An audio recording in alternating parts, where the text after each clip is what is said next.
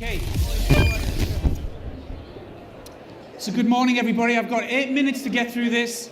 It's going to be quick. I've lived in Singapore for nearly a decade now. I currently work at NUS. But before that, I came from the northeast of England. And just like Singlish, we have our own language. This is who I am. I am a Raji. I'm in a near state of permanent anger about innovation. And somebody once said to me, Stuart, you are an innovation Raji. You need to be on stage telling people about your passion, about why you do this. Now, I should have been a doctor. My mother reminds me of this all the time. I was supposed to be at medical school, and I ditched it. And I ditched it for a career in innovation, design, and startups. So this is where I was born. I was actually born in this street. You can see this was 1969, the year I was born. First lesson. Nobody in my street ever believed that their world would change. And it did. And you can go back to this street now, and life is a lot more difficult. In Singapore, we believe that our world might not change, but it is, and it will. Okay? The technology that the people in this conference, that you, your colleagues, all these startups are doing, is going to change people's lives. It is so much easier than ever before to understand this, to check what is out there, to go to conferences like Slush and understand. And yet many people don't. So the first lesson, this stuff is real, it is definitely happening. This is one of my first ever projects. It's a very old picture. This is Marylebone Road in London. This is an air pollution monitoring network. I built the world's first air pollution monitoring network back in the early 90s. I used to hide in this cabin away from my boss for hours and hours and hours. At this point in time, and when you tell, I've got a teenage daughter, and when I say this, this was before we had the internet, okay? And she says, whatever, okay? This is the time before the internet. And in that cabin, I began to experiment with connecting my sensors to the then emerging World Wide Web. And I went to my boss, the CIO, and said, listen, we should invest in e-commerce, in the internet. It's going to be the future. And he says to me, Stuart, son, because I was younger then, he was patronizing, son, the internet is all hype. It's all hype. Lotus Notes will do it all. Right? So the older members of the audience get that joke. Okay? It was at that point, 2 lessons. First off, check your assumptions. He was wrong. There was a lot of hype. There's a lot of hype. There always is around technology, but he was wrong. But the other thing, that cabin existed only because the UK government funded it. It only existed because people need to measure air pollution because of regulation. I come to conferences like this and innovators will say to me, oh, the government, the regulators. Many of the technologies in this conference only exist because of government funding, yeah, because of regulation. Government plays a vital role, and here in Singapore, we're fortunate to have one of the most supportive governments in the world for this. I then moved on. I opened an innovation lab in a telco. I was the CIO, the Chief of Innovation. This was my innovation lab, okay? This is the only thing that remains from my internet-centric innovation lab. What did I do? For 2 years, I spent money like water on things like beanbags, coffee, brown M&Ms, traveling to conferences like this, wearing jeans and trainers. After 2 years, the dot-com boom turns into the dot-com bust. And I look back, and what had we done? Nothing. Suddenly we had less money, we had more pressure.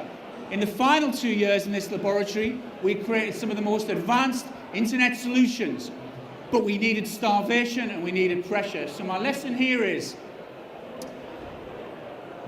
beanbags and table tennis have got fuck all to do with innovation, right? Stop buying the beanbags. The Kool-Aid, it runs free, it runs deep. But understand how innovation really works. Okay? From there, I set up an innovation company. This was our logo in the middle. Fairly famous innovation company there with some of our clients. Over the years, I did around 900 innovation design projects, brought many products, services to life, 3 digital startups, 2 which I sold for money, 1 which totally failed, and I lost all my money. Okay. A consumer market research firm which still trades, that's good for me. And I helped set up the JFDI Accelerator and other things here in Southeast Asia. What did I learn from a decade of doing innovation and design projects around the world? The first, it's a truism. But people innovate, not companies. You'll hear people say, oh yeah, Apple are innovative. Apple are not innovative. It's people within Apple who are doing the innovation. Right? This is a very important point.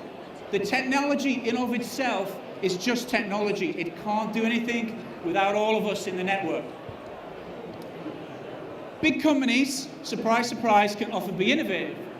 And just because you're a startup doesn't mean you're innovative. Okay? That's a kind of reality check for many people. The other big lesson is that we all, especially this is important for technology innovation, we all operate within economic and social structures. The economic and social structures of Singapore and Southeast Asia are very different to the economic social structures of Finland, of the EU, which in turn are very different to the US. Be aware of this. It makes a massive difference in how you bring your technology and your business model to life. If you don't understand that, make sure you do it. So my final stage of my journey is what brings me here now.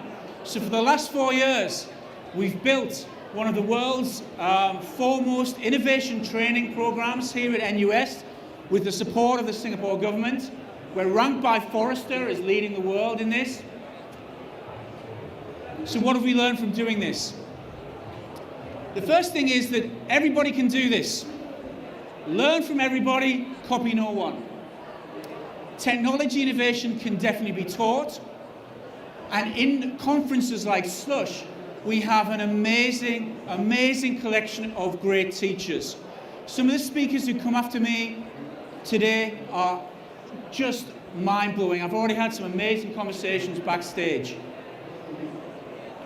This is your opportunity to engage and meet these people. Be aware. To re-emphasize an earlier point, it's not all about the hipster stuff.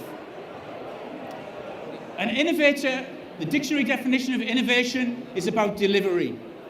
You need to get skin in the game, you need to take part. Slush is a fantastic event because it encourages students, it encourages younger people, it encourages everybody to get involved in the community. We need to be more open. It can't be elitist. Some of the technology that we're inventing will genuinely be life-changing for our customers, our societies, and the people outside of these 4 walls.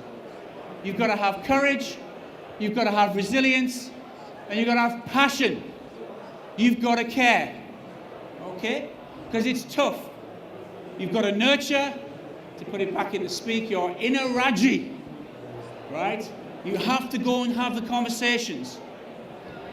At the end of the day, innovation is the only game in town, right? There is no plan B, yeah? You have to get good at this. We have to do it again and again and again, right? The world is changing too quick. And that, with 46 seconds to spare, is me done. Enjoy the rest of Slush. I'll be hanging around to rant a bit longer if you want to speak later. Enjoy the conference. Have a great time. Thank you.